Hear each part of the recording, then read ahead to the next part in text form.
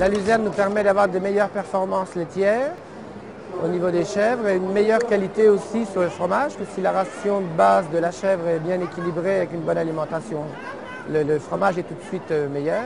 Et l'état de santé de la chèvre s'en ressent aussi, quoi. La chèvre est en meilleure santé aussi. Et en produisant la luzerne sur l'exploitation, ça coûte aussi un peu moins cher au niveau aliment du commerce, qu'on achète un peu moins de...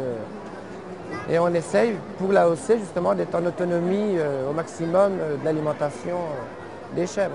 Alors autrement, après, quand on manque, milieu de saison, quand on manque de fourrage, qu'on n'a plus assez de luzerne, eh bien, on peut acheter de la luzerne déshydratée pour compléter la ration afin de ne pas trop déséquilibrer la ration de départ, quoi, en apportant la luzerne en bouchon, ce qui permet aussi une bonne rumination au niveau des chèvres, parce qu'évidemment, on demande de plus en plus de production par animal, donc on est souvent un peu sur la corde, c'est un peu limite au niveau digestibilité de la ration, quoi.